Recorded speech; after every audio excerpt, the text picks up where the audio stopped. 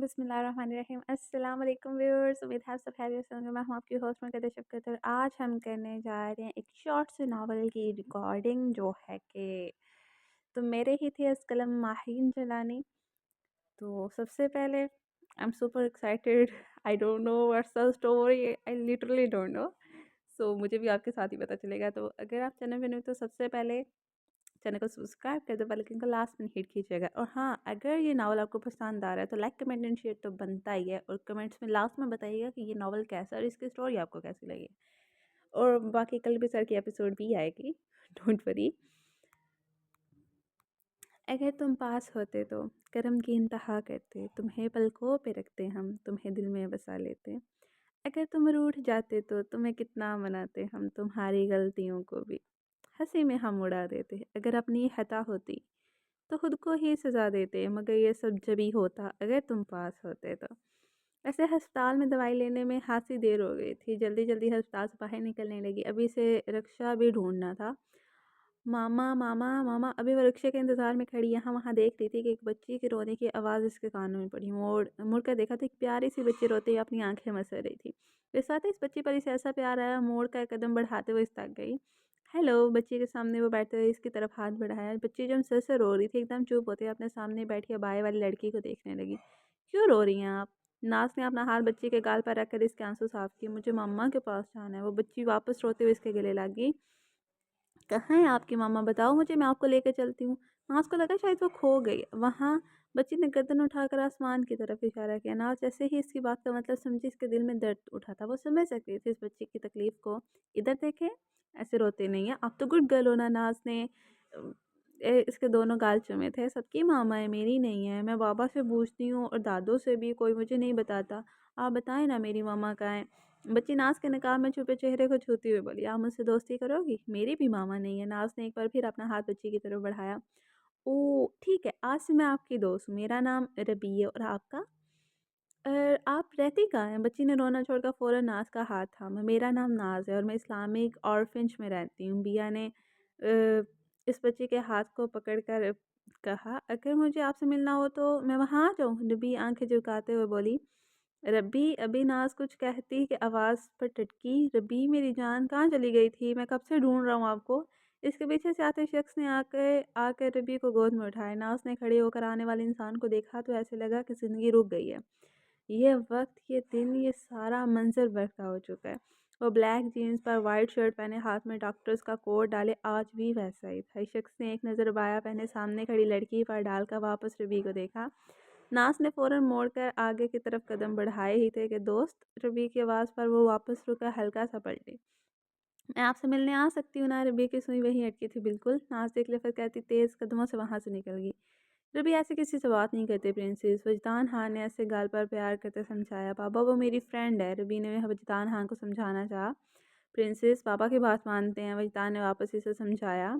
नहीं, वो मेरे दोस्त है, रबी ने रोते हुए कहा। ओके ओके बाबा की जान, नहीं कहते बाबा, कुछ चलें अब। वजदान खान ने एक नज़र इस रास्ते पर डाले, अपनी बेटी को लेकर आगे बढ़ गया। शब्द का ये हाल है कि तेरी याद के सिवा दिल को किसी ख्याल से राहत ना हो सकी। वो बेड पर लेटी मिसल से छत को घूरी थी। अरीशा कहाँ गई? रब्बी वाजिद वजदान की बेटी है। रब्बी की माँ हज़ार सोचे इसको जकड़ी हुई थी, दिमाग फटने के करीब था। बेड से उठते इसने सामने लगे शीशे में अपना आप देखा। 4 साल से ज़्यादा अरसा गुजर चुका था ऐसे यहाँ आए, कितना कुछ बदल गया था। नजर उठाकर खुद के अक्स पर डाली, रकात की तरह बंदा दुपट्टा खोल कर कंधे पर डाला। एक हाथ से कैचर में जकड़े बाल साथ किए लगी शर्ट। चंद साल पहले का मंजर इसकी आंखों के सामने लाया। शीशे के सामने से हटते वापस बेड पर जाकर लेट गई थी। रात आहिस्ता सा सिरक रही थी। कोई भूला हुआ गम है जो मुसलसल मुझको दिल के पाताल से देता है सदा शाम के बाद। चंद साल पहले ये मंजर इस्लामाबाद के एक मेडिकल कॉलेज का था। क्या चाहती हो तुम? सामने बैठी लड़की ने अपनी आंखों पर लगाया चश्मा उतारकर टेबल पर रखा। यही कि तुम उसे शर्त लगाओ। सामने वाली भी शायद मजा लेने के लिए बैठी थी। ओके डन, जो वो चाहती थी वो इसने कर दिया था। ओहो, चलो फिर तुम्हारे पास 1 हफ्ता है अपनी शर्त कैसे जीतती हो अब ये देखना। लड़की हंसते हुए बोली।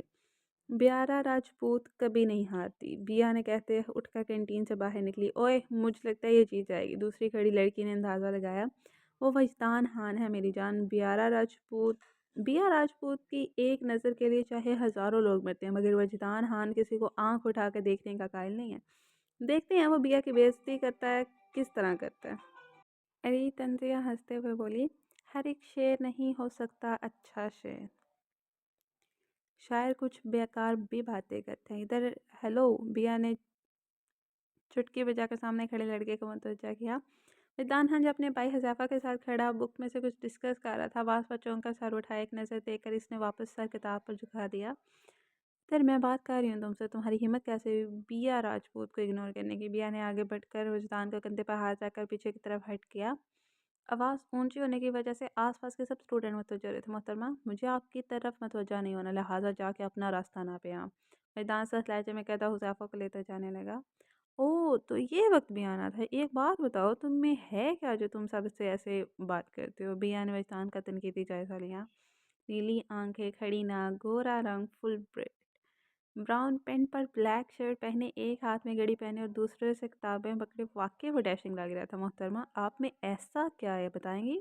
आपका मेयार आपकी ड्रेसिंग बता रही है। तालीम हासिल करने से आपने लिबास पहनने का शौक़ तक नहीं आया। वहीदान गुस्से से बोला। बिया को आज से पहले कभी इतनी शर्मिंदगी नहीं हुई थी। ब्लैक वेटिंग की पैंट पर घुटनों से ऊपर तक शर्ट पहने हुए दुपट्टे से बेनियाज, ऊपर पहने दुपट्टे से बेनियाज, इससे कहीं से भी अपना लिबास ख़राब नहीं लगा। कहते हैं ना, इंसान जब दिन से दूर होता है तो इसे सही गलत का पता नहीं चलता।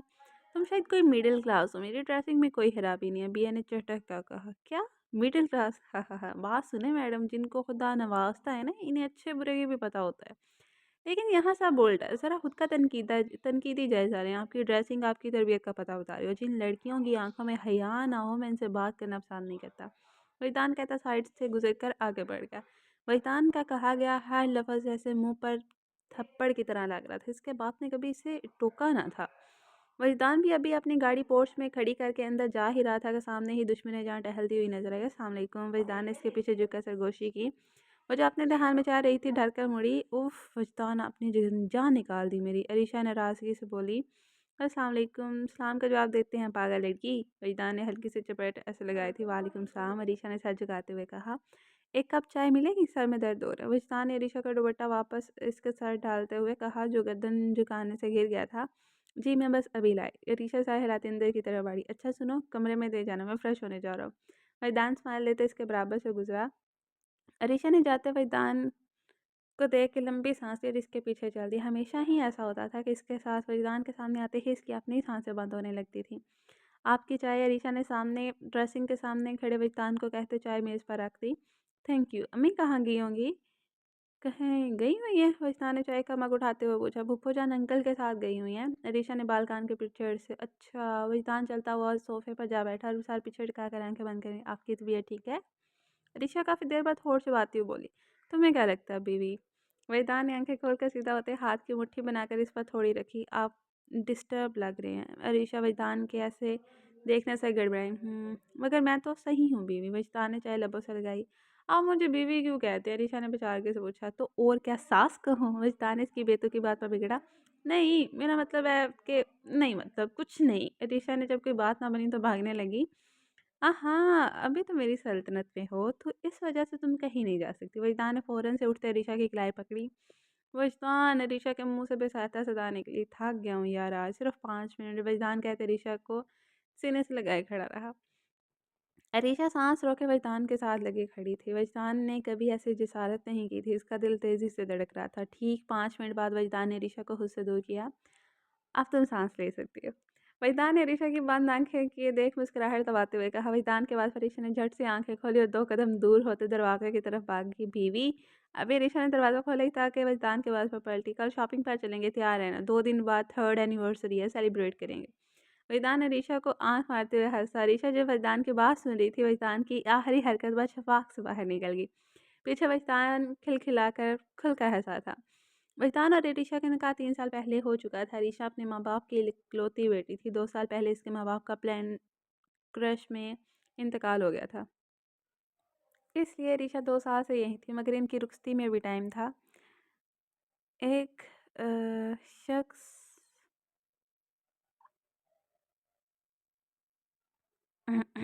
ज़मीन उठाकर मरीख पर दे मारूँ, आज मुझे गुस्सा इस कदर चढ़ा है। आह! बिया ने बाँस उठाकर दीवार पर दे मारा। इसने पूरा कमरा तहस-नहस कर दिया था। इसकी आँखों में बार-बार वही यूनी का मंज़र घूम रहा था। कैसे इसके किसी ने इसने आखिर में कैसे इसने मुझसे इस तरह बात की? बिया ने हाथ मारकर ड्रेसिंग की हर चीज़ नीचे फेंक दी। मैदान हाँ, मैं तुम्हें नहीं छोड़ूँगी। तुम्हें बिया ने एक और वाज़ उठाकर ड्रेसिंग के शीशे पर दे मारा। बिया रिलैक्स, बिया ने हाथ से बालों को दूसरी तरफ झटकते हुए उससे कहा। लंबी-लंबी साँसें लेकर खुद को नॉर्मल किया और सामने पड़ी अपनी कार की कीज़ उठाकर कमरे से बाहर निकली। नूरी, मेरा कमरा सही कर दो। बिया ने जाती मुलाज़िमा को जाते हुए कहा।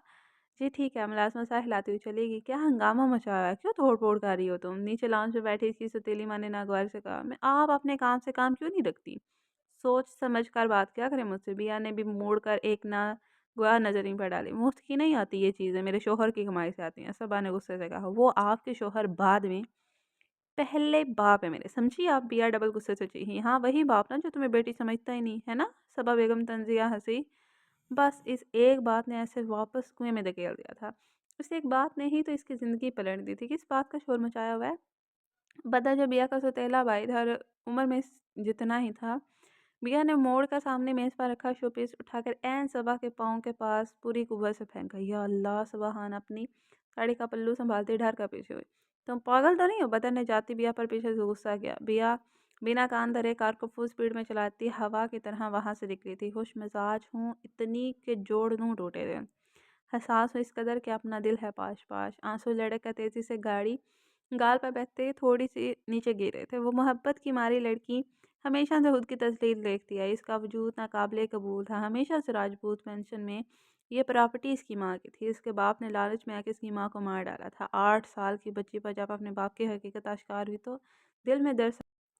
इसकी सौतेली माँ वैसी ही थी जैसे सब कहते हैं। हमेशा इसको धुतकारना, ऐसे नीचा दिखाना इसका पसंदीदा मशगला था। बाप की मोहब्बत से इस दिन ही एतबार उठ गया था जब 10 साल की बिया पर इसके बाप खुर्रम राजपूत ने हाथ उठाया था। खुर्रम राजपूत की नज़र में बिया एक नापसंदीदा वजूद थी। बिया क्या कर रही है, कहाँ जा रही है, कहाँ से आ रही है, इन्हें इन बातों से कोई सरोकार ना था। इनके लिए इनके बेटे ही सब कुछ थे, ज़यान और बदर। बिया की माँ से खुर्रम राजपूत ने पैसों के लालच में दूसरी शादी की थी। ज़यान बिया से 2 साल बड़ा था जबकि बदर बिया के साथ का था। ज़ियान एक मूडी सा बंदा था मगर बिया के साथ हमेशा नरमी से बात करता था। इस घर में बिया को कोई थोड़ा बहुत अपना लगता था तो वो ज़ियान था। इसकी सोच सबसे अलग थी। वो किसी की ना बातों में आता था ना ही किसी के मामले में बोलता था। जब ज़ियान का मूड होता तो वो घर में किसी से भी बात ना करता। जबकि बदर इंतहा का बदतमीज़ था। अपनी माँ की तरह गलत सोचें इसके दिमाग में घूमती रहती थी। बिया को टीज़ करना, इसकी इंसल्ट करने का मौका वो हाथ से जाने ना देता था। बिया जैसे बड़ी होती गई इसको अपनी माँ की कमी का एहसास होने लगा। अल्लाह से रो रो कर अपनी माँ को मांगा था। इसने जब इसकी दुआ कबूल ना हुई तो वो खामोशी से इस दुनिया से दूर होती चली गई। फिर सबको मुंह पर जवाब देना ऐसे आ गया था कि वो एक बागी लड़की बन गई थी जो खुद को एक ब्रांड समझती थी। और बिया राजपूत वाकई एक ब्रांड थी। बिया ने थक कर कार मेन रोड पर ही साइड में रोक दी थी। बेसुकूनी पहले हुई थी हर तरफ। सांस पाकर गाड़ी से बाहर देखा तो नज़र सामने बने इस्लामिक इंस्टीट्यूट पर की। एक मशवरा दूंगा किसी से जाकर तहजीब की क्लासेस लें। वजदान के अल्फाज इसके कान में गूंजे। कार को ला कर इसने कदम इंस्टीट्यूट की तरफ बढ़ाए। इंस्टीट्यूट में कदम रखते ही चारों तरफ से कुरान मजीद की तिलावत की आवाज़ इसके कानों में पड़ी। ये आवाज़ें दिल को सुकून बख्श रही थी जबकि रूह को हिला रही थी। बेटा किसी को ढूंढ रही हैं आप? एक उम्र रसीद खतून जो कब से दूर बैठी बिया को यहाँ वहाँ देखते हुए देख रही थी उठकर इसके करीब आई। हाँ। बिया चौंक कर मुड़ी ना थी। मैं तो बस ऐसे ही यहाँ आई थी। बिया ने अटकते हुए कहा। बेटा आप अंदर चली जाओ। औरत ने बहुत प्यार से इसके सर पर हाथ फेरा। बिया ने हैरत से इस औरत को देखा। क्या ऐसे लोग भी होते हैं जो इतनी मोहब्बत किसी को यूं ही दे देते हैं? बिया इस औरत को देख के सोची जा रही थी। सजदा तहज्जुद यूं ही थोड़ी लिख जाता है मुकद्दर में। जो घिरा है इसने बहुत गहरी चोट खाई है। कुछ पसंद आया? वजदान ने साथ चलती रिशा से पूछा जो अबाया पहने नेक पे थी और एक हाथ वजदान के हाथ में था। रिशा सोचते न फिर में चाय लाया। आज 2 दिन गुजर चुके थे इस बात को। वजदान को मसरूफ़ होने की वजह से टाइम ना मिल सका तो वो आज ही रिशा को लेकर आया था। यार रेस्टोरेंट में जाना है, फिर तुम वहाँ पर कहोगे जल्दी चले। वजदान ने तपते हुए कहा। वजदान वो वाला अच्छा है। रिशा ने रोक कर एक ड्रेस की तरफ इशारा किया। खुदा का शुक्र है तुम्हें कुछ पसंद आया, आओ लेते हैं। वजदान ने रिशा का हाथ पकड़े शॉप के अंदर चला गया। एक्सक्यूज़ मी, वो ड्रेस पैक कर दें प्लीज़। वजदान ने वॉलेट निकालते हुए कहा।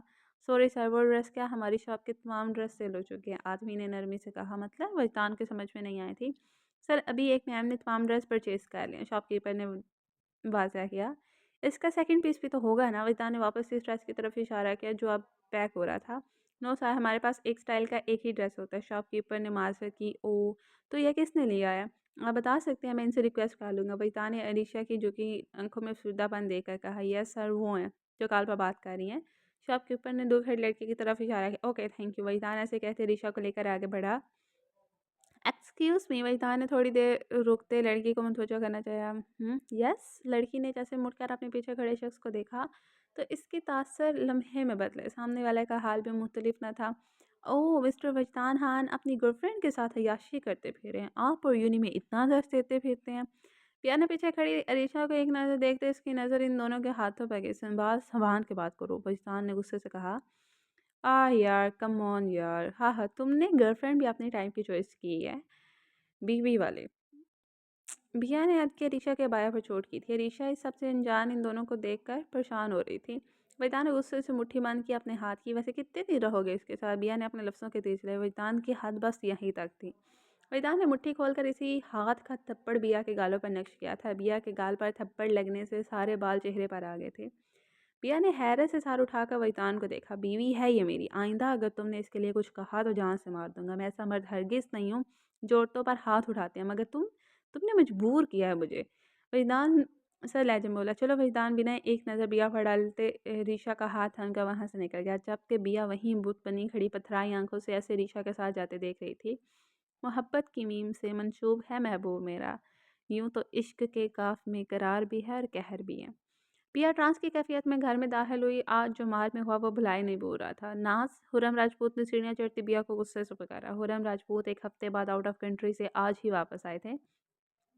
बिया ने चौंक कर पलट कर खुरम को देखा। हाय डैड, आप कब आए? बिया ने तहन को झटकने की कोशिश करते हुए वापस सीढ़ियों से नीचे की तरफ कदम बढ़ाई। तुमने बदतमीजी की है सुबह से? हुरम राजपूत ने बिया का सवाल नज़रअंदाज करके सर लहजे में कहा। बिया ने गर्दन मोड़कर सबा की जानिब देखा जो सबसे बेनियाजी ज़ाहिर करती मैगज़ीन के वर्क पलट रही थी। आपकी इस बात का कोई जवाब नहीं है मेरे पास डैड। बिया ने कंधे झटके। तुम्हें शर्म आनी चाहिए नाज़, ज़ोर से बदतमीज़ी करते हुए।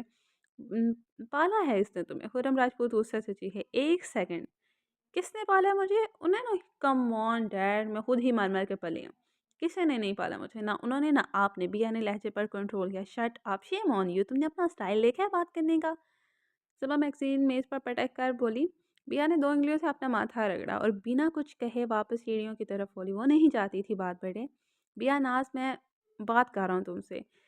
खुर्रम राजपूत नागवारी से बोले। कहें? बिया ने वही खड़े-खड़े कहा। तुम बिल्कुल अपनी माँ जैसे घटिया और आवारा। सबा गुस्से से चीखती, मज़ीद बोलती कि बिया बीच में ही घुराई। ज़ुबान सँभाल के सबा राजपूत, मेरी माँ के खिलाफ एक और लफ़्ज़ कहा ना तो ये ज़ुबान जो इतनी रफ़्तार से जा रही है ना काट के फेंक दूँगी। घटिया और आवारा मेरी माँ नहीं तुम हो, समझी?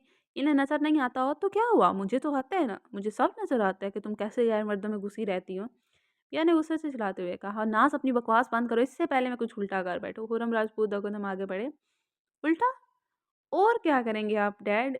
आपने मुझसे मेरी माँ, मेरा बचपन, मेरी खुशियाँ, मेरी ख्वाहिशात सब कुछ तो छीन लिया पहले ही।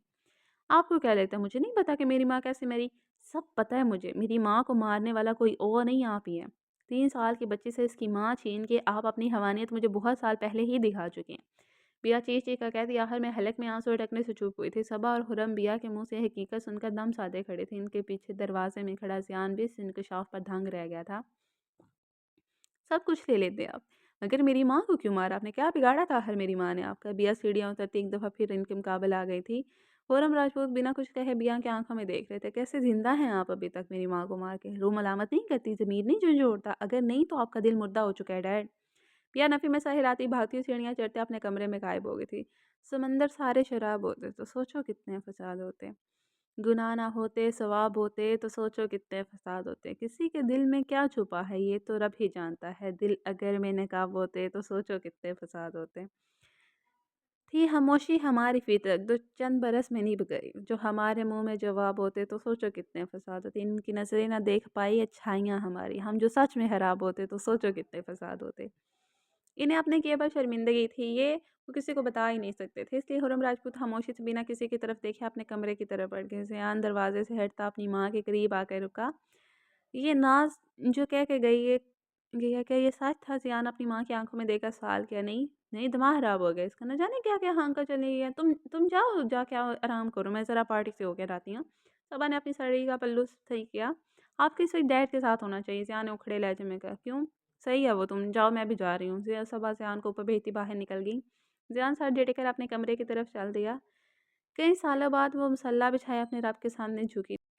या अल्लाह पाक वजदान को मेरा कर दे, बिया दुआ मांगते हुए सिसकी, मेरी दुआ कबूल कर ले। या अल्लाह आप रहमान है रहीम है, मुझे हाली हाथ ना लौटा। बिया कहते कहते घुटनों में साथ दिए रो दी। उसे अंदाज़ा ही ना कि वो कब वजदान की मोहब्बत में मुतला गई। वह एक ऐसे शख्स को मांग रही थी जो पहले ही किसी की दस्तरस में था।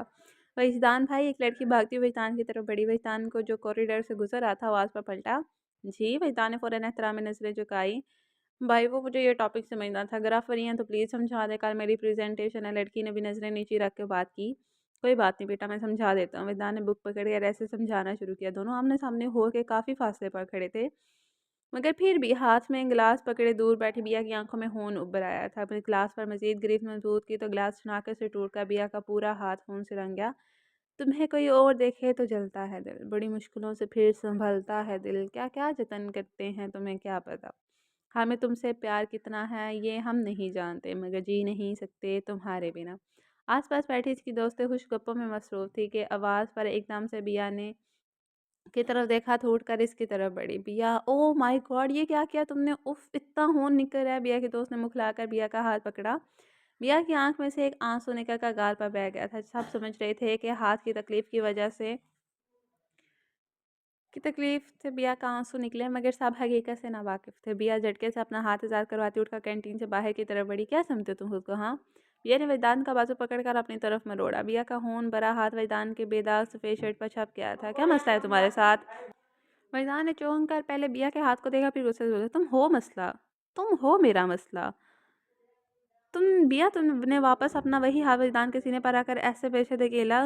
मैं कोई हीरो नहीं हूँ जो इस तरह आपका हाथ देकर पागल हो जाऊंगा। मैं शादीशुदा हूँ और अपनी बीवी के साथ बहुत खुश भी हूँ। मेरा पीछा छोड़ दो। वजदान ने आपके बिया को नरमी से समझाया, मैं तुमसे मोहब्बत करती हूँ वजदान, मेरे साथ ऐसा नहीं करो। बिया ने वजदान का हाथ पकड़कर रोते हुए किया। वो भीख मांग रही थी अपनी मोहब्बत की। कैसा है ये दीवानापन, कैसी है ये दिल की लगी, जिसके लिए सांस चले दिल को वही समझा नहीं। किस्मत ने तोड़ा ऐसे मुझे, मौला ऐसे ना टूटे कभी। तेरे इश्क में सुध-बुध खो बैठी, तेरे इश्क में सुध-बुध खो बैठी, मैं पागल पागल हो बैठी। तुम पागल हो चुकी हो, मेरे रास्ते में नहीं आना तुम अब। वजदान ने कहते हुए अपना हाथ झटके से छुड़ाया और एक गुस्से भरी नज़र बिया पर डाल कर पलट गया। वजदान, बिया रोते हुए वहीं ज़मीन पर घुटनों के बल बैठी। वजदान, बिया वापस ज़ोर से चीखी थी। वजदान इसकी आवाज़ को इग्नोर करता मजबूत कदम उठाता चला गया। अश्क आंखों में, लहजे में थकन उतार बैठी हूँ। अजीब लड़की हूँ, हार बैठी हूँ, खुद ही से हार बैठी हूँ। आंखें झटके से खोलते वो सीधी हो बैठी। घड़ी की तरफ नज़रें उठाकर देखा तो तहज्जुद का वक्त देखकर फ़ौरन वज़ू करने चली गई। अल्लाह मेरे माँ बाप की मग़फ़िरत करना, इन्हें जन्नत में आला मुक़ाम देना, आमीन। दुआ मांग के मुँह पर हाथ फेर के वो वैसे ही जाए नमाज़ पर बैठी रही। सांस भर कर उठी और जाए नमाज़ को तय करके बेड पर रखा। खुद चलती खिड़की के पास आ रुकी। ठंडे ठंडे हवा के झोंके रूह में सुकून बिखेरे थे। दोनों हाथ बांधकर सर खिड़की से टिका कर वापस आंखें बंद कर गई थी। इसे याद था आज भी वो दिन जब पूरी तरह यतीम हो गई थी। बिया जैसे ही कारपोश में खड़ी करके बाहर निकली, इनका घर लोगों से भरा पड़ा था। दिल की धड़कन कानों में गूंज रही थी। अपनी धड़कनों पर काबू पाते अंदर की तरफ बढ़ी। बिया ने जैसे ही घर में कदम रखा, ऐसे लगा वो अभी मार जाएगी। बिया, जियान ने दरवाजे में पत्थर बनी बिया को पुकारा। बिया चलो। जियान बिया को वहीं खड़े देकर इसके कंधों से थामते आगे बढ़े। डैड, एक सरगोशी निकली थी जो इसके अपने कानों तक नहीं पहुंची थी।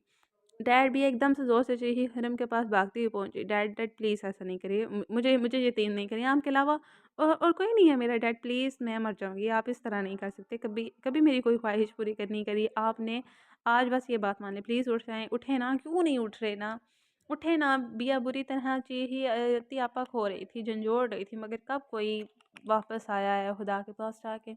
उठो यहाँ से, तुम्हारी वजह से हुआ सब कुछ, निकलो यहाँ से। बदर का बिया का बाजू पकड़कर झटके से खड़ा किया, दरवाजे की तरफ धकेला। बदर, जियान ने बिया को पकड़ते गुस्से से बदर को देखा। सही कह रहा है वो, इसकी वजह से हुरम हमसे दूर हो गए, इसकी वजह से ऐसा हार्ट अटैक हुआ है कि ये जिम्मेदार है। सवा भी उठकर इनके पास आई थी। वो खुदा के वास्ते माहौल देख लें, सोच समझ कर बोले। जियान अपनी माँ पर अफसोस करता हुआ बोला, तुम्हें कसम है मेरी, अगर तुम बीच में आए तो मैं भी अपनी जान दे दूंगी। बदर, बाहर निकालो इस बसात को। सबा राजपूत ने कहते जियान का हाथ पकड़कर इसे बिया से दूर किया। मोम, जियान ने गुस्से से कुछ कहना चाहा। दूसरी तरफ बदर ने बिया की कलाई थामते इसे ऐसे खींचते हुए आगे बढ़ गया। सब लोग तमाशा देख रहे थे।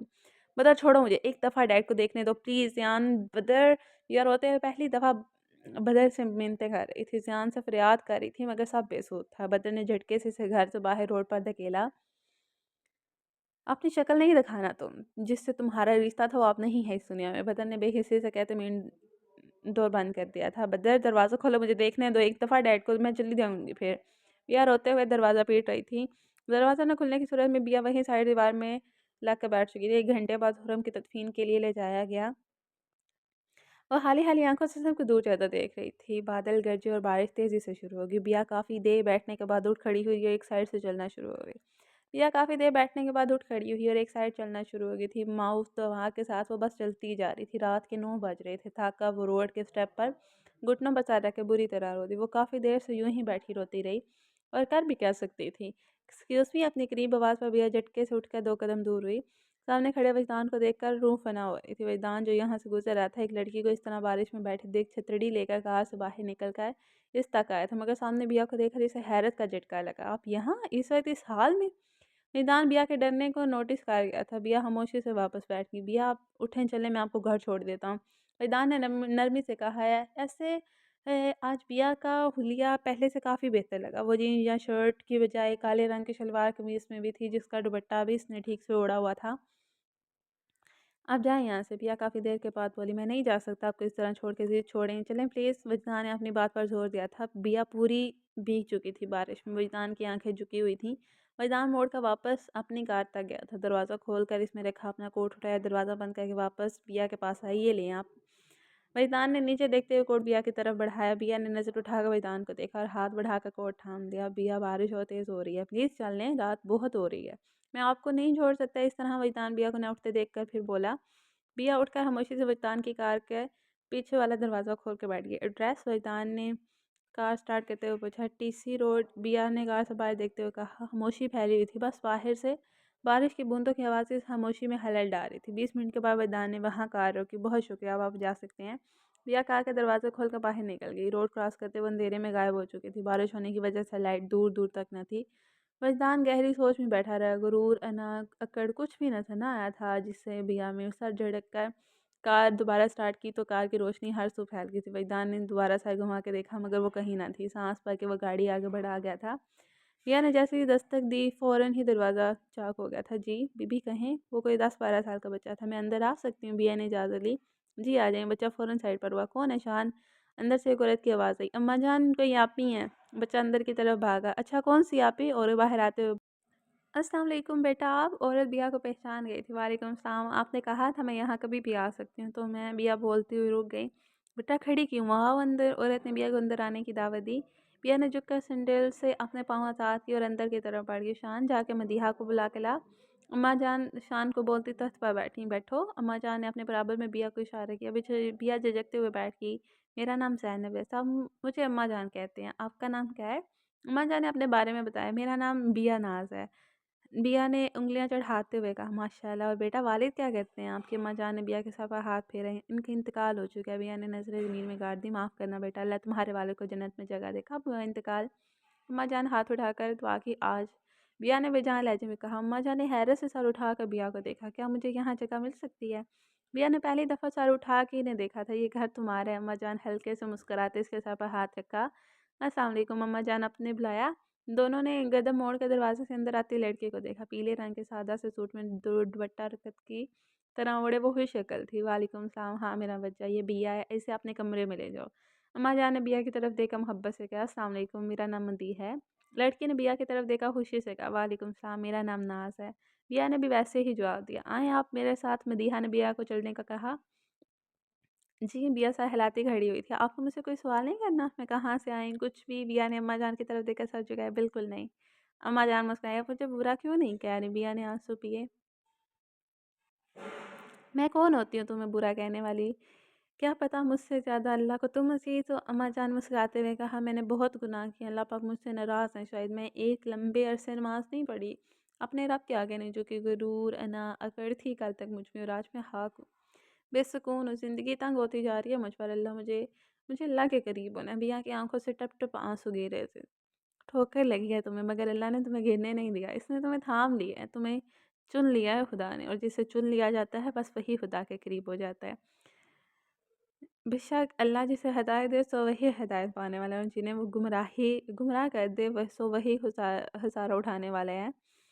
सूरह अराफ आयत 178। आज से नई ज़िंदगी शुरू करो, वज़ू करो, नमाज़ पढ़ो। अम्मा जान ने बिया के आंसू साफ़ करते इसका दुपट्टा सापा देते इसका माथा चूम लिया। जी बिया सर हिलाती इनके गले लग गई। जाओ शाबाश। बिया मुस्कुराते दुपट्टा सर पर जुमाती मदीहा के साथ बाहर निकल गई। जब अल्लाह किसी को पसंद करता है तो इसकी परेशानियाँ बढ़ा देता है ताकि इसे अपने करीब कर सके। आप आराम से यहाँ बैठे, मैं आपके लिए खाना लेकर आती हूँ। मदीहा ने बिया को कमरे में लाते हुए कहा, नहीं मेरा दिल नहीं है मदीहा, आप मुझे काबा किस तरफ है बस ये बता दें। बिया ने विजदान का कोट उतारते हुए कहा, इस तरफ, और ये वॉशरूम है। मदीहा ने बिना बिया पर अपनी बात का ज़ोर दिए बता दिया। Thank you. बिया शुक्रिया अदा करती चली गई। मदीहा बिया को पीछे से देखती सादगी से मुस्कुरा दी। बिया ने सलाम फेरते दुआ के लिए हाथ उठाए थे। इसे समझ नहीं आ रहा था कि क्या मांगे। या अल्लाह मेरे बाबा की मफ़रत करना। बिया अटक अटक कर बोलती, एकदम दोनों हाथों में मुंह छुपाए फूट फूट कर रोती थी। मदीहा जो खाना लेके आई थी बिया को रोते देख बिना आहट के वहीं कुछ फासले पर बैठ के कहती है ना, जब कहा ना जाए तो खुदा के सामने रो लिया करो, वो दिलों के हाल जानता है। बिया, मदीहा ने जब देखा कि 20 मिनट से ऊपर हो गए हैं तो मदीहा ने उठकर बिया के कंधे पर हाथ रखा। बिया ने आवाज़ पर चेहरा हाथों में से निकाला, मैं कैसे इस पाकज़ात से कहूँ मुझे माफ़ कर दे, मैं तो माफ़ी के काबिल भी नहीं हूँ। बिया ने नज़रें झुकाते हुए कहा, अल्लाह सिर्फ इनसे ही इम्तहान लेते हैं जिसके प्यारे होते हैं, मैं एक बेवा हूँ। मदीहा ने उदासी से मुस्कुराते किया। बिया ने चौंक कर मदीहा को देखा। वो ज़्यादा से ज़्यादा 20 साल की थी। चूँकि चौंको नहीं, मेरी शादी 1 साल पहले हुई थी। मेरे शोहर की डेथ एक एक्सीडेंट में हुई। शादी के 2 महीने बाद ही मैं बेवा हो गई। ये आज़माइश थी मेरे लिए। और पता है, मुझे अम्मा जान ने सड़क से उठाया था। मैं इनकी सगी बेटी नहीं हूँ, मगर उन्होंने मुझे अपनी इतनी मोहब्बत दी है कि मुझे कभी लगा ही नहीं कि मैं इनकी बेटी नहीं हूँ। बाबा जान अम्मा के शोहर वो हमेशा कहते थे मैं इनकी ही बेटी हूँ। इनका भी इंतकाल हो गया। इन्हें हाई ब्लड प्रेशर और शुगर था। मैं 22 साल की उल्मा भी हूँ। यहाँ बच्चों को कुरान पढ़ाती हूँ। आज़माइशों से घबराते ही नहीं है। हमारा दिन बहुत आसान है, हिम्मत करो। यहाँ पीछे लड़कियों और बच्चियों का हॉस्टल है जो यहाँ कुरान पढ़ने आती हैं। जितने भी पीछे पोर्शन में रहती हैं सब यतीम हैं। इनकी माँ अम्मा जान है। औरत का पर्दा करना शहीद के खून से भी अफजल है। ज़िंदगी बहुत आसान है, नाज जी कर देखो। अल्लाह बेशक इंसान को बेहतरीन से नवाजता है। मुझे अपनी बड़ी बहन समझ लो, जो बात दिल में चुप रही है मुझे बता दो। मदीहा ने बिया के हाथ पर अपने हाथ रखा। बिया गौर से मदीहा को सुन रही थी, साथ साथ आंसू भी लड़क के गाल पर बह रहे थे। मुझे मोहब्बत हुई है एक ऐसे इंसान से जो पहले ही किसी और की दस्तरस में है। पिया ने हिचकी लिया। आहिस्ता-आहिस्ता आवाज़, सारी बात, दर्द, तकलीफ़ जो बचपन से लेकर आज तक दिल में थी, अल्लाह बेहतरीन से नवाज़ेगा। यकीन रखो इस साथ बात जो तुम्हारे नसीब में लिख दिया गया है वही तुम्हारी तकदीर है। और देखो एक सबक भी तो है इस मोहब्बत में, अगर मोहब्बत पाक हो तो गुमराह नहीं होने देती। वो जो कोई भी है तुम्हारे लिए सिर्फ़ ज़रिया था। और जहाँ तक बात है सौतेली माँ की, तो यकीन करो वो ऊपर बैठी ज़ात कभी किसी के साथ गलत नहीं होने देती। मकाफ़ात पर यकीन रखो, ये पुख्ता यकीन। मदीहा ने बिया के आंसू साफ़ किए। बिया मुस्कुरा कर मदीहा के गले लगी। बिया फजर की अज़ान सुनते खिड़की से हटती बेड पर बैठकर अज़ान का जवाब देने लगी थी। वक्त इतनी तेज़ी से गुजरा के पल झपकते 4 साल गुजर गए थे। ज़िंदगी कुछ यूँ पलटी कि ज़िंदगी पुरसकून होगी। अल्लाह ने थाम कर ऐसे हदायत दे दी थी, सब बदल चुका था। नमाज़ और पर्दे की आदत पोता होती चली गई। कौन कहाँ गया, इसने इस दिन के बाद से कभी नहीं सोचा था। वेदांत से मोहब्बत शायद दिल में कहीं थी, मगर वो कई साल पहले ही ऐसा सोचना छोड़ चुकी थी। बिया अभी स्कूल से बाद निकल कर बस स्टॉप की तरफ जा रही थी कि इसके सामने कार आके रुकी, जिसकी वजह से इसके कदम थमे थे। नाज, बिया कार का दरवाज़ा खोल के भागती हुई इस तक आई। रबीका रबिया बिया ने नीचे बढ़ते रबिया को गोद में लिया। कैसी हो रबिया? बिया ने रबिया के पास मारते हुए कहा, मैं ठीक हूँ, आप कैसी हैं? रबिया ने बिया की आंखों में देखा। मैं तो बिल्कुल ठीक हूँ, यहाँ कैसे आई आप? बिया ने रबिया के गाल खींचे। मैं दादों के साथ यहाँ से जा रही थी तो आप मुझे दिखी। बिया ने आंखें पटपटाई। बिया ने सर उठाकर थोड़ी दूर खड़ी औरत को देखा। रूठ खड़ी हुई। अस्सलाम वालेकुम। बिया ने कार के पास खड़ी औरत को कहा जो चादर में खड़ी थी। वालेकुम सलाम बेटा, कैसी हैं आप? रबिया के दादो शफ़क़त से बोली, जी मैं अल्हम्दुलिल्लाह ठीक, आप कैसी हैं? बिया ने एहतराम से जवाब दिया, मैं भी ठीक हूँ बेटा। रबिया आप बहुत बात करती है, मुझे आपसे मिलने का शौक़ हो गया था। सहरिश खान रबिया की तरफ देखकर बोली, जो बिया से चिपकी पड़ी थी, नाज़ हमारा घर यहीं है, आप चलें ना प्लीज़। रबिया ने बिया के स्कार्फ में छुपे गालों पर हाथ रखा। रबिया फिर कभी गुड़िया। बिया ने मना करना चाहा। बेटा चल दो ना थोड़ी देर के लिए। सहरिश खान ने भी जोर दिया। आंटी, बिया ने कहने के लिए लब खोले, नहीं ना नाज प्लीज़। रबिया के आंसू गाल पर बह गए थे। Okay okay don't cry. बिया ने बुखलाकर रबिया के साथ लगाया। आओ। सहरिश खान ने आगे बढ़कर कार का दरवाज़ा खोला। बिया ने सांस पाकर रबिया को नीचे उतारा तो इसका हाथ पकड़कर कार में बैठी चलें। सहरिश खान ने बैठते ड्राइवर को कहा। बिया ने मोबाइल निकाल कर अम्मा जान को कॉल लगाई। अस्सलाम वालेकुम अम्मा जान। अम्मा जान आपको बताना था कि आने में थोड़ी देर हो जाएगी, रबिया के साथ इसके घर जा रही हूँ मैं। अम्मा जान को तफ़सील बताई।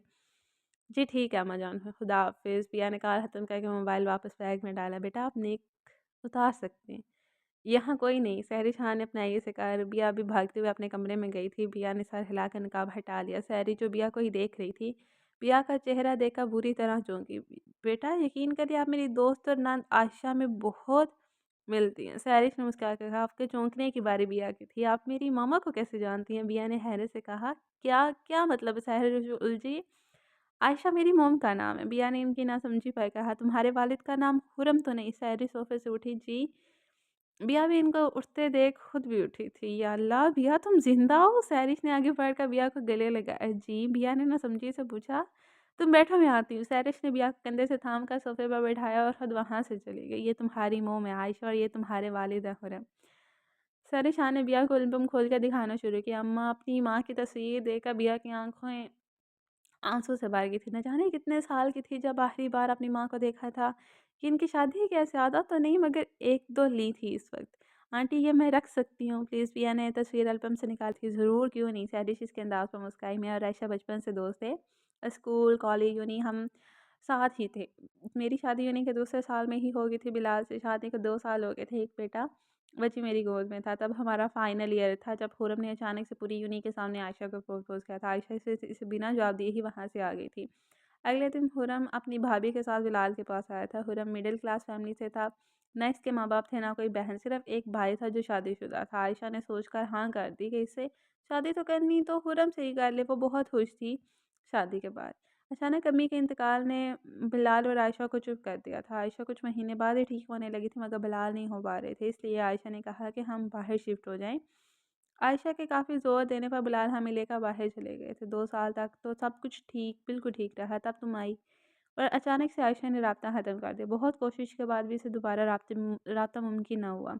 2 साल बाद जब हम वापस आए तब हम सबसे पहले खुरम के पास गए और जो खबर इसने हमें दी थी इसने हमें हिला के रख दिया था। खुरम ने बताया कि तुम्हारी और आयशा की कार एक्सीडेंट में डेथ हो चुकी है और हाँ वहाँ से वापस आ गए। खुरम ने झूठ क्यों कहा हमें नहीं पता। सारी शुरू से आखिर तक सारी बात बताती चली गई। बिया के सर झुका उठने से इनकारी था। डैड ने मोम की गाड़ी के ब्रेक फेल करवा दिए थे। इन्हें मोम से कुछ नहीं लेना था, वो पहले से ही शादीशुदा थे। खैर इनकी डेथ को अभी अरसा गुजर चुका है। मैं चलती हूँ आंटी। बिया कहते जाने के लिए खड़ी है। अस्सलाम वालेकुम। बिलाल खान ने अंदर आते हुए सलाम किया। बिया बेदहानी में मुड़ी। आयशा बिलाल खान के मुंह से बेसाता निकला। वालेकुम सलाम। बिलाल आयशा की निशानी। बिया बिया जिंदा है। बिलाल सैरिश हान बिलाल की तरफ बढ़ी। बिलाल खान शदीद दुख में खड़े थे। बिया ने हाँ बिलाल खान की तरफ देखा, हल्की सी स्माइल दी। बिलाल खान ने आगे बढ़कर बिया को सीने से लगा लिया। आंसुओं का फंदा गले गले में अटक चुका था, मगर आंसू आंखों से ना झपकने दिया था अपने सबर को। मेरी आशा की निशानी। बिलाल खान ने झुक कर बिया का स्कार्फ में लिपटा सर चुमा।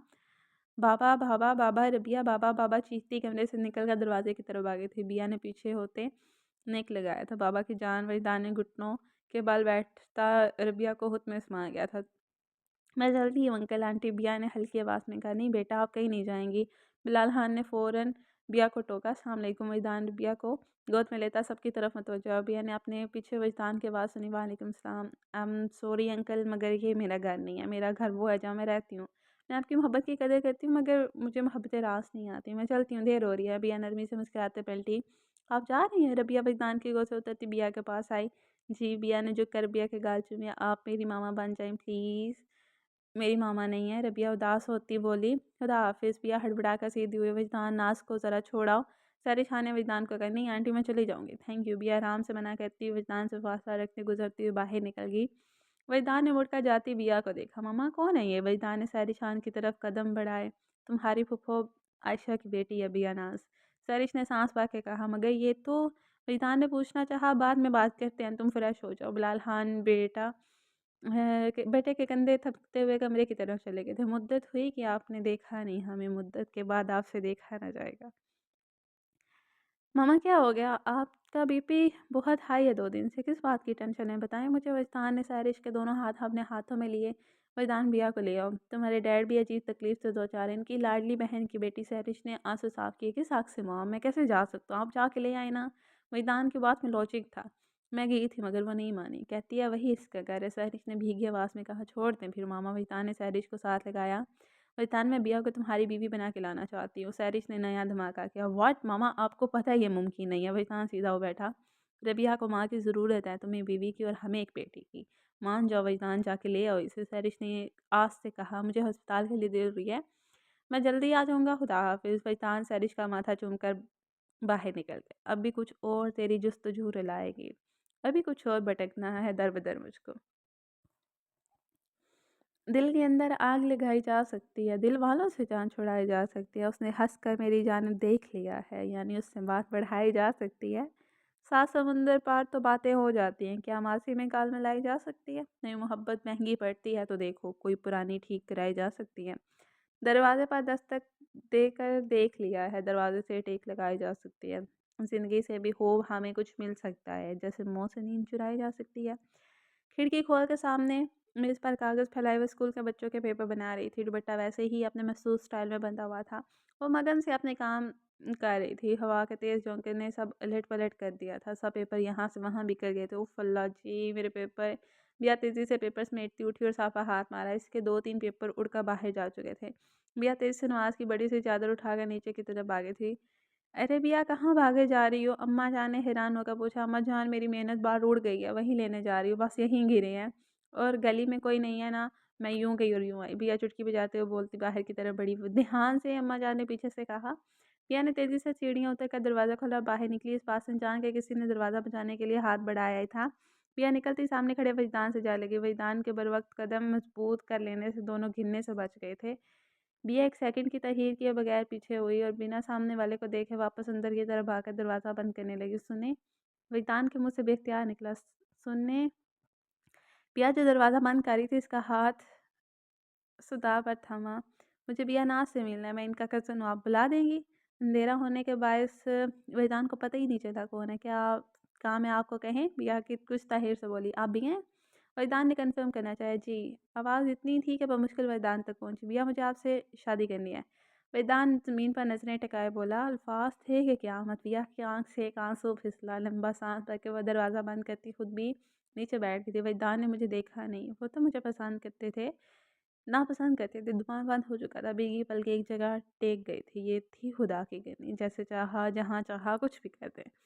जवाब ना मिलने पर वेदांत ने सर उठा के दरवाजे की तरफ देखा। वो जानता था वो वहीं बैठी है, मगर वह 1-2 मिनट बिना आवाज़ के खड़ा रहा, फिर मुड़कर वापस चला गया। अब मुझे ज़िद भी नहीं थी कि मोहब्बत मिल जाए, ना ही ऐसा कि किसी से तबीयत मिल जाए। ऐसा फ़िरक़त का ज़माना है कि कुरान में भी रोने लगता हूँ जो सब्र की आयत मिल जाए। ये उसने लिख के भेजा है, मोहब्बत खूबसूरत है, मोहब्बत खूब है जाना अगर ये तेरी सूरत है। बिया नास वल खुरम राजपूत आपका निकाह वजदान बिलाल वल बिलाल खान से सिक्का राजुल हक 20 लाख में किया दिया जाता है, क्या आपको कबूल है? कुछ देर पहले हुए निकाह के अल्फाज अभी इसके जहन में गूंज रहे थे। कबूल है, समझ ही नहीं आया कि आप कैसे, क्या हो गया, कैसे? सहरिश ने अम्माजान से बात की और 2 दिन बाद ही इसके कमरे में मौजूद थी। वाइट रंग के सिंपल सी मैक्सी पहने, लाल दुपट्टा और हल्का सा मेकअप किए वो बेड पर बैठी थी। बिया रबिया अपना एक हाथ बिया पर रखे मज़े से सो रही थी। ऐसे यहाँ 1 घंटा हो गया था। सहरिश 5 मिनट पहले ही उठ कर गई थी। रबिया को बिया ने इनके हवाले नहीं किया था। घड़ी में टाइम देखती बिया आराम से रबिया के हाथ बेड पर रखती उठी। शुक्राने के नफल अदा करने की घर से जाए नमाज उठाकर ज़मीन पर बिछाया काबा का वो पहले ही सारे से पूछ चुकी थी। बिया ने भी नियत की ही थी कि वैदान दरवाज़ा नौ खत्ते अंदर आए। एक नज़र पूरे कमरे पर डाली और सीधा वाशरूम में जा घुसा। 2 मिनट बाद निकल कर बिया से एक कदम आगे होते अपने जानमाज पीछे करके नीयत बांध ली। बिया ने सलाम फेंका, नज़र उठा के वजदान पर डाली और दुआ के लिए हाथ उठाकर अपने चेहरे पर रख लिए। वजदान ने सलाम फेंक कर दुआ मांगी और उठ गया। नजरें दुआ मांगती बिया पर थी। सुकून से चलता वो 2 सीटर सोफे पर जा बैठा। बिया ने हाथ फेंका, सार उठाया तो वह वहाँ नहीं था।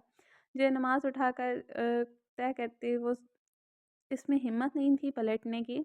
मामा कच्ची नींद में जब रबिया ने बिया को टटोला, मगर जब वो ना मिले तो इस रात से कि कहीं वो चली तो गई, उठकर रोना शुरू हो गई। बिया को मामा कहने के लिए सहरिश ने कहा था।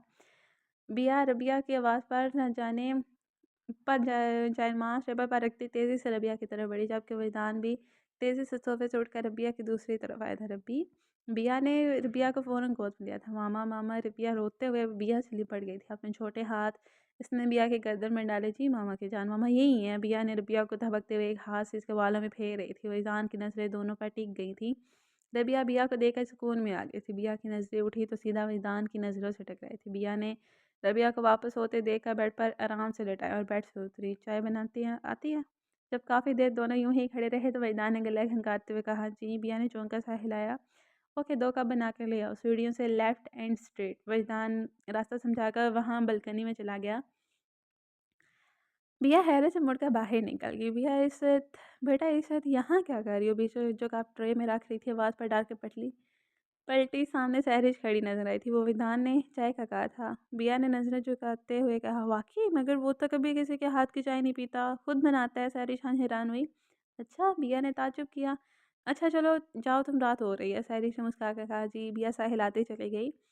बिया अंदर आई तो विधान सोफे पर बैठा फ़ाइल देख रहा था। बिया ने कन्फ्यूज़ हुए बिना चाय मेज़ पर रखी। बैठो। वैदान ने फाइल बंद करते मेज़ पर रखी। बिया आहिस्ता से इसके बराबर में फासला रख के बैठ गई। दोनों खामोश बैठे थे। बिया पहले ही भारी दुपट्टा होने की वजह से परेशान हो रही थी और अब वैदान का कोई सख्त रद्द-ए-अमल अ, भी नहीं आया था। सामने दुपट्टा चेंज कर लो। वैदान नज़रें सामने दीवार पर टिकाए बोला। बिया एक नज़र वैदान को देखती उठकर ड्रेसिंग के पास चली गई। बारीक लगी पिन्ने जैसे ही उतारी दुपट्टा कंधे पे आ गिरा। बिया ने इसकी दूसरी साइड जो सादी थी उठाकर आगे बांध दी। वेदांत सोफे से उठता दोनों चाय उठाकर बालकनी में चला गया। मतलब साफ था। बिया बिना आवाज़ के इससे फासला कायम रखती साथ खड़ी हुई। ये खामोशी जो गुफ्तगू के बीच ठहरी है, यही एक बात सारी गुफ्तगू में कह रही है। वहाँ कब से रह रही थी? पिता ने चाय का कप लपों से लगाया। जब से आप वहाँ छोड़ के गए थे। बिया ने गला तय करते उंगलियों को वहाँ फंसाया। बहुत मुख्तलिफ हो गई। वेदा ने नज़र उठाकर बिया को देखा। 4 साल पहले ही हो गई थी। बिया ने निचला लाभ दांतों में दबाया। मुझे नहीं पता था तुम आयशा फूफो की बेटी हो। वेदान ने कप छोटी सी बनी बालकनी की दीवार पर रखा। अपनी चाय वो पी चुका था। किसी को नहीं पता था। बिया ने फिर से अपने हाथ मसले। रबिया के कहने पे तुमने रजामंदी दी, ऐसा क्यों? वो आके कह रही थी तुम बहुत मोहब्बत करती हो इससे। वैदान ने एक हाथ से बिया के कलाई जबकि दूसरे हाथ से इसका मग थाम लिया था। वो चलते झूले तक आया। बिया पहले ही वैदान कि तुम के बात करने पर हैरान थे। अब इसका हाथ पकड़कर इसके हाथ पाँव सुन कर रहे थे। वैदान बिया को बैठाते खुद भी इसके साथ बैठा।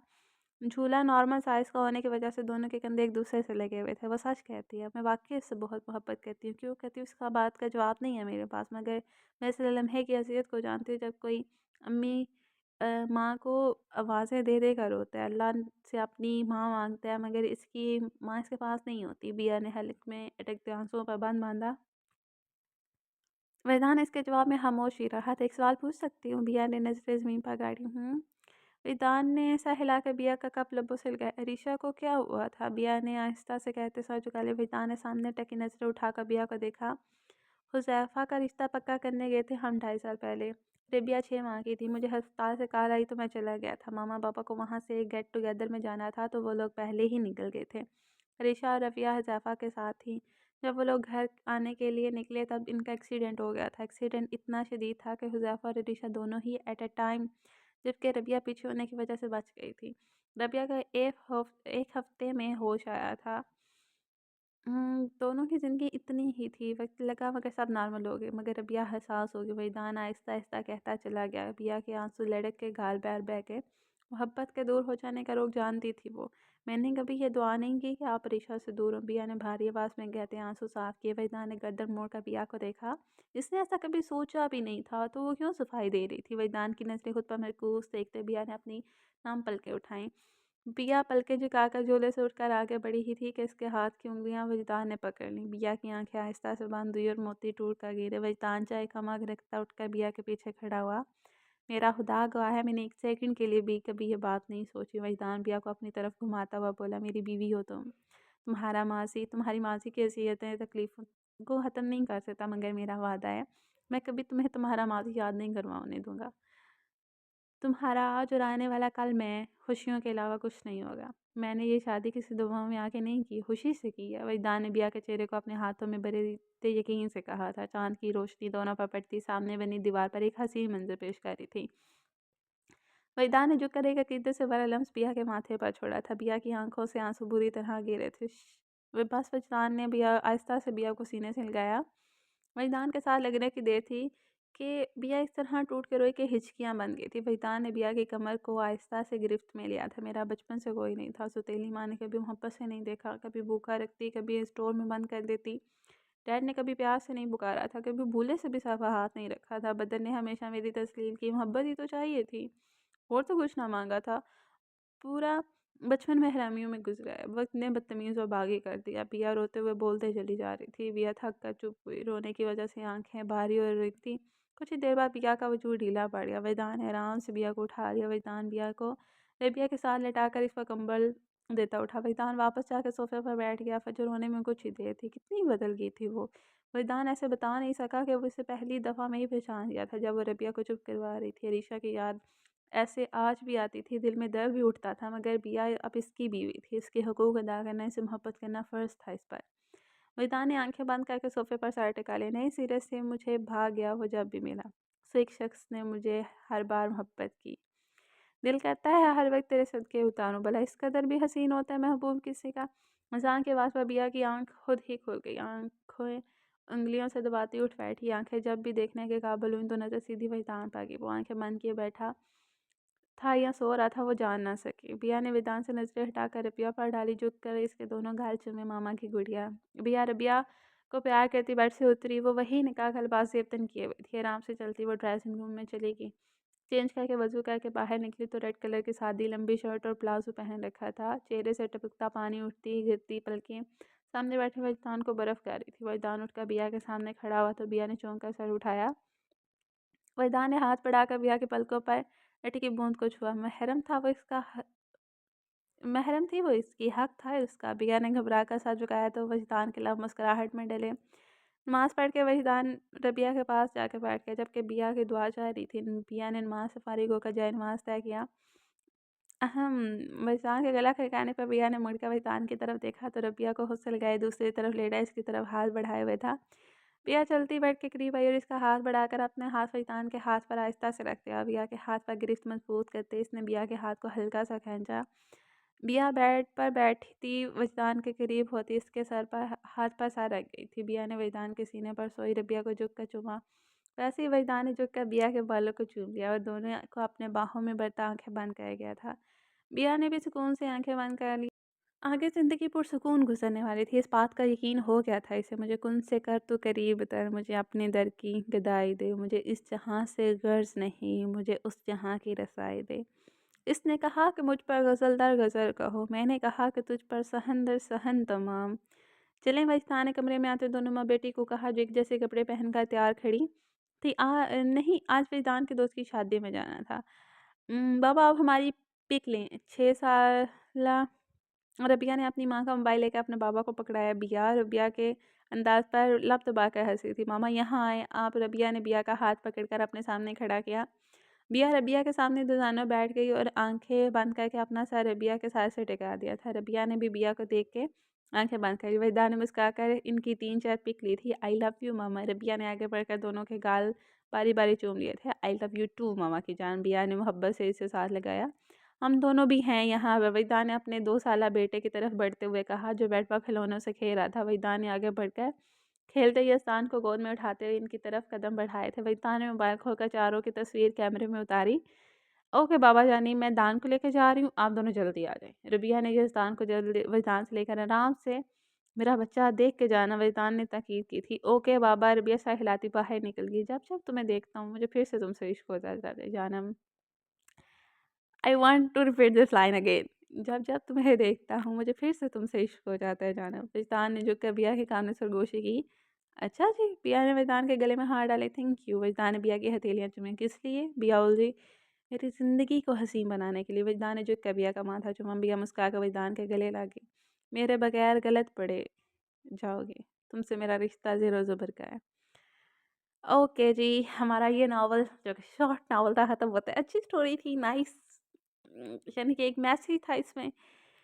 ओके तो मिलते हैं नेक्स्ट एपिसोड के साथ। तब तक के लिए अपना ख्याल रखिएगा। नेक्स्ट नावल के साथ, नेक्स्ट स्टोरी के साथ कल्बेज़ार की एपिसोड का भी वेट कीजिएगा। तो मिलते हैं नेक्स्ट। तब तक के लिए अपना ख्याल रखिएगा। अल्लाह हाफ़िज़। अगर आपको नावल पसंद है तो लाइक कमेंट एंड शेयर तो ब्रो बनता है। काइंडली कमेंट करके बताइएगा आपको नावल कैसा लगा, इसमें आपको मेरी वॉइस कैसी लगी, मेरा अंदाज़ बयान कैसा लगा। ओके अल्लाह हाफ़िज़।